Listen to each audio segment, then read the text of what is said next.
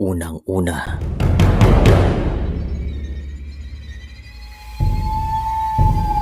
ang ilan sa mga Pilipino ay mahilig sa mga kwentong kababalagan at mayroon akong ikukwento.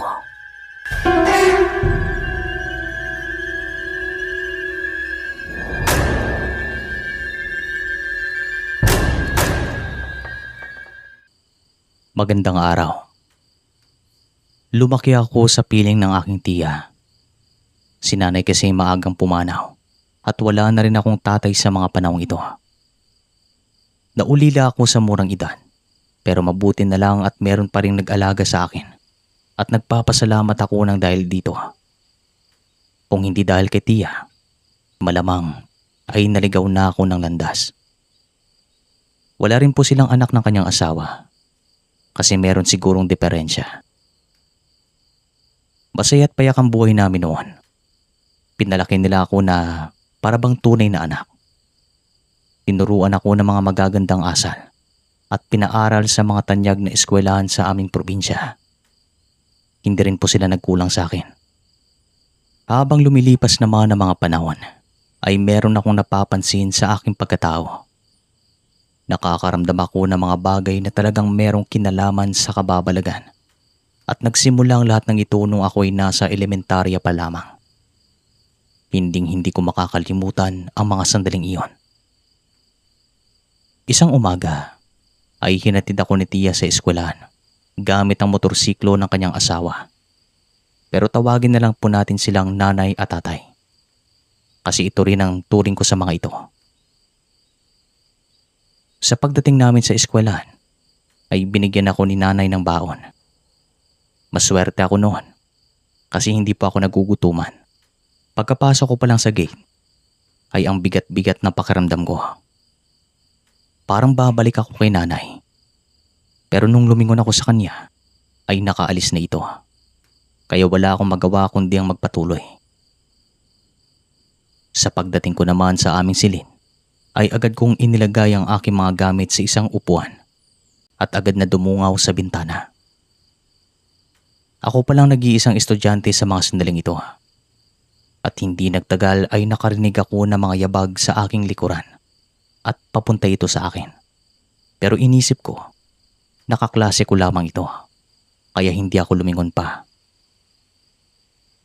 Makalipas naman ng ilang minuto, ay nahagip ng aking paningin na merong dumungaw sa kabilang bintana. Kaya agad akong tumingin sa kanya. Subalit, hindi po ito estudyante. Isa itong ale na sa tansya ko ay nasa edad na 40 pataas. Ang puti niya. Meron siyang kutis na mala porselana. Medyo kulot na mga buhok at talagang mahaba.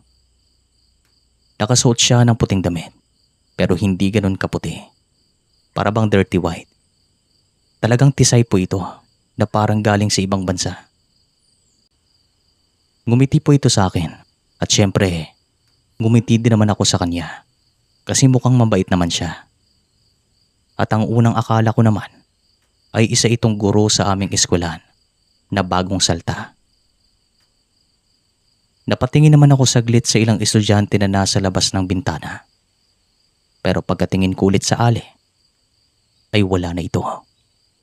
Nang dahil naman sa pagkagulat ay lumabas ako ng silin at hinintay ko na lang na dumating ang aking mga kaklase. Nang sa ganoon ay meron akong kasama sa loob. At magmula sa araw na ito ay palagi ko nang nakikita ang ale. Kahit pa sa aking panaginip. Ilang beses ko na rin po itong sinabi kay nanay at tatay. At sabi naman ng mga ito, baka ginagabayan lamang ako ng ale. At kung ano o sino man daw ito, sigurado silang mabait.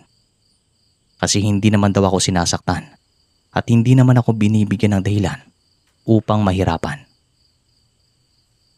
Habang ako'y lumalaki, ay palala ng palala ang aking mga nakikita at mga nararamdaman. Nararamdaman ko rin po ang isang tao kung merong masamang intensyon kapag nasa harap ko na ang mga ito at bumibigat ang aking pakiramdam kahit gaano pa kaamo ang kanilang mukha. At kahit gaano pa kabuti ang kanilang pinapakita, at madalas ay nagkakatotoo ang aking hinala. Minsan ko na ring nakaharap ang isang mama na naging salarin sa pagpatay ng isang dalaga doon sa aming bayan. At sa mga sandaling nagkaharap kami, ay ang bigat-bigat ng pakiramdam ko sa kanya. Pinagpapawisan ako at hindi mapakali. At kinabukasan, nahuli po ito sapagkat meron siyang ginawang krimen.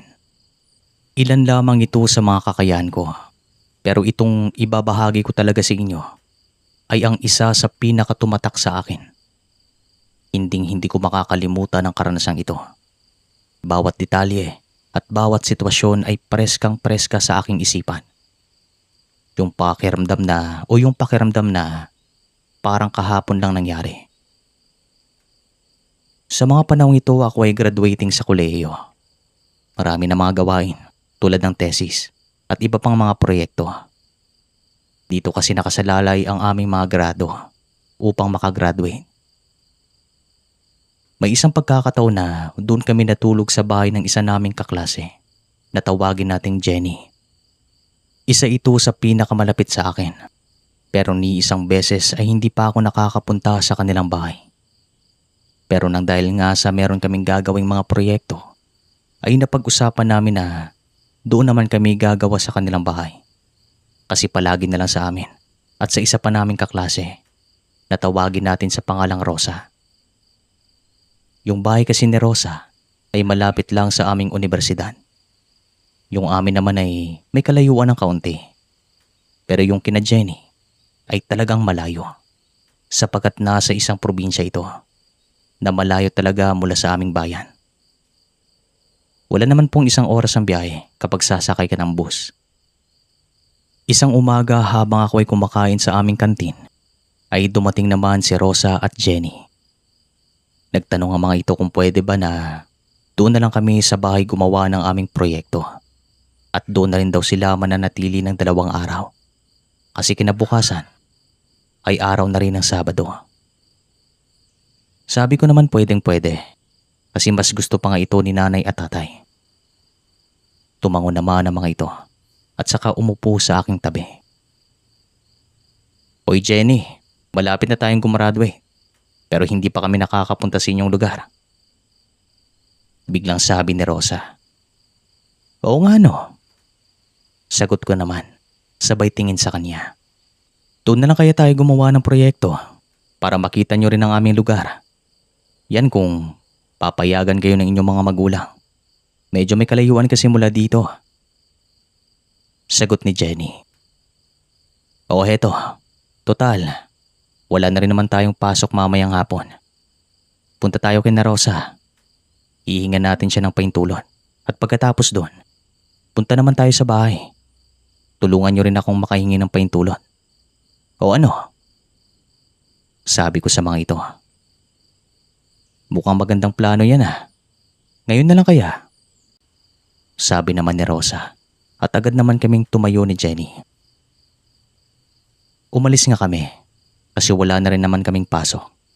At sa pagdating namin sa bahay nila Rosa, ay hiningan namin siya ng paintulot at pumayag naman ang kanyang mga magulang. Pagkatapos namin doon ay tumungo naman kami sa aming bahay upang humingi ng paintulot kay nanay at tatay. Nagdadalawang isip pa noon si tatay pero sa huli, pinayagan niya ako kasi kasama ko rin naman si Rosa at Jenny. Kilala din naman nila ang mga ito kasi sabi ko nga kanina ay palagi din kaming tumatambay sa bahay kapag meron kaming gagawin. Pagpatak naman ng hapon, ay umuwi na si Rosa at Jenny at napag-usapan namin. Dapat 6:00 pa lang ng umaga ay magkikita na kami sa tapat ng universidad para mas maaga kaming makarating sa probinsya nila Jenny at masulit namin ang pagpunta namin doon. Bandang 8:00 ng gabi ay pumasok na ako sa aking kwarto para magpahinga. Wala pang kalahating oras ay nakatulog na ako nang dahil na rin sa pagod. Subalit, napanaginipan ko naman itong alin na sinasabi ko sa inyo kanina. Yung aling palagi kong nakikita. Nakita ko po siyang balungkot at tila ba nag-aalala at sumisenyas ito na wag o hindi. Parang ganon. Hindi ko naman po binigyan ng anumang dahilan ng panaginip na ito. Yun pala, isa na itong babala sa paparating na mangyayari. Kinabukasan bandang 6:00 ay narating ko ang tapat ng universidad. Nandoon na si Rosa at makalipas naman ng ilang minuto ay umalis na rin si nanay at tatay at kami naman ni Rosa ay sumakay na ng bus. Sa pagdating naman namin sa bayan nila Jenny ay nakita namin na naghihintay ito sa isang waiting shed. Doon talaga bumababa ang mga pasahero at makalipas naman ng ilang minuto ay bumiyahe na kami papunta sa kanilang baryo. Literal po na bundok ang aming dinadaanan. Lubak-lubak ang mga daan pero tahimik naman at magandang kapaligiran. Sariwang hangin at ang awitin ng mga ibon ay masarap damhin. At nang marating namin ang mataas na bahagi ng bundok, ay narating namin ang bahay nila Jenny. Simple at payak ang kanilang buhay doon. Marami silang mga alagang manok, lalo na yung mga native. Ito rin ang ulam namin sa umagang iyon. Bandang 5:00 ng hapon ay tumungo kami sa pinakamataas na bahagi ng bundok para masilayan ang pinagmamalaking view ng sunset ni Jenny. Talagang maganda doon at nakaka-relax. Bandang 5:30 ay napagpasya naman naming umuwi kasi mahirap daw kapag abutan kami ng dilim sa daan. Totoo naman po ito kasi wala talaga mga streetlight sa daan. Maliban dito ay hindi pa gaanong dikit-dikit ang mga bahay. Sa kalagitnaan naman ng aming paglalakad ay nakarinig ako ng mga tunog na nanggagaling sa di kalayuan. Ang bahagi na iyon ay wala talagang mga bahay. Hanggang sa nakaramdam ako ng mabigat. Tila ba merong nakapatong sa aking mga balikat at ang sama ng aking pakiramdam. Hindi ko rin alam kung bakit ako nakakaamoy ng mabaho. Mahirap ipaliwanag ang mga sandaling ito. Pero nakarating naman kami sa bahay nila Jenny. At bago naman sumapit ang gabi, ay kinukutuban na ako ng masama. Hindi ko alam kung bakit. Hindi ako makafocus sa aming ginagawa kasi nakikiramdam ako. Kahit na alam kong ligtas ako doon. Bandang 9:00 ay talagang tahimik na ang paligid. Wala ka nang madidinig na ingay, maliban na lang sa mga insekto. Sa mga sandaling ito ay magkakatabi kaming nakahiga sa kama. At matapos ang aming mahabang usapan, ay nakatulog din naman ang dalawa. Hindi ko naman alam kung bakit hindi ako nakatulog. Talagang namamahay ako at pakiramdam ko ay merong nakatingin sa akin. Kahit kami lang ang tao sa loob ng kwarto. Yung bahay po nila Jenny ay merong silong. Siguro mga 2 hanggang 3 talampakan ng agwat ng kanilang sahig mula sa lupa. At nararamdaman ko naman na parang merong presensya sa ilalim. Subalit sabi ko, hanggat wala namang nananakit sa akin, ay mananatili akong kalmado. Isa pa, kampante naman ako at kasama ko rin sina Rosa at Jenny. Sa katunayan, sa gitna pa ako ng mga ito. Kaya pakiramdam ko, safe na safe ako. Makalipas naman ng mahigit 1 oras, ay dinalaw na rin ako ng antok at di kalaunan ay nakatulog din naman. Pero makalipas na sigurong mahigit kalahating oras ay merong gumising sa akin. Naramdaman ko na merong tumapik sa aking mga balikat. Kaya agad naman akong bumangon kasi nagulat din ako. Agad ko namang tinignan si Rosa at Jenny. Pero tulog naman ang mga ito. Umihilik pa nga kaya ang ibig sabihin ay mahimbing naman ang kanilang pagtulog. At sa aking pagtataka ay napalingon ako sa paligid ng kwarto. Nang mapasulap ako sa siwang na nasa ilalim ng bintana, ay meron akong nakitang isang pares na mga mata na direktang nakatitig sa akin. At nang dahil yung liwanag ng gasera ay umaabot pa doon, ay nakita ko ang kanyang muka. At sabi ko naman, Mukhang pamilyar ito sa akin. Agad ko namang ginising si Rosa at Jenny at sinabi ko naman ang tungkol dito. Pero nung pagtingin ko ulit sa siwang, ay wala na ang mga matang iyon. Agad namang tumayo si Jenny at naglakad patungo sa bintana. Binuksan niya ito at tumingin sa ilalim. Pero wala naman daw siyang nakita. Ginising naman niya ang kanyang mga magulang at makikita naman ang kanilang mukha na kakagising lamang na mga ito. Sinabi ko naman na yung mukhang nakita ko ay talagang pamilyar sa akin. Ito yung nakasalubong namin noong pag-akyat namin sa matarik na bahagi ng kanilang baryo.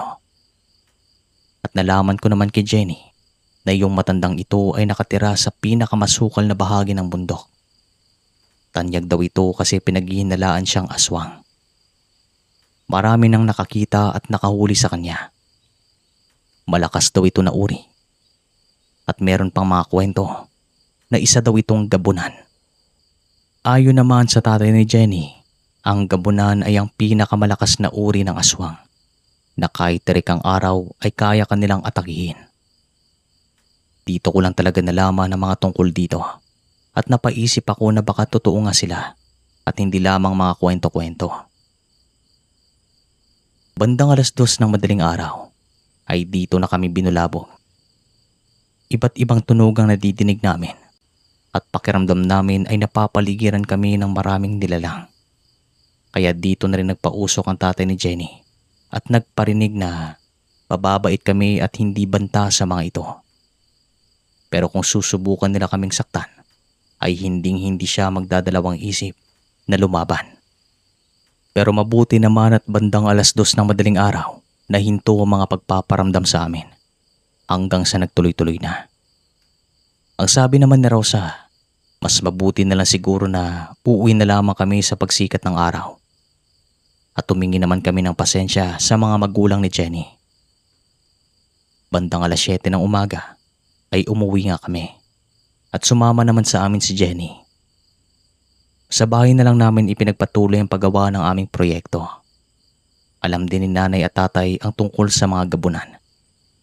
Narinig daw nila ito sa kanilang mga lolo at lola noong sila'y mga bata pa lamang. Ito po ang unang engkwentro ko sa aswang at pagkatapos nun ay hindi na rin nasundan so far. Pero magpahanggang ngayon ay marami pa rin po akong mga naranasang kakaiba. At ayon naman sa albularyong tumingin sa akin, ay meron daw akong espesyal na regalo na galing sa isang gabay.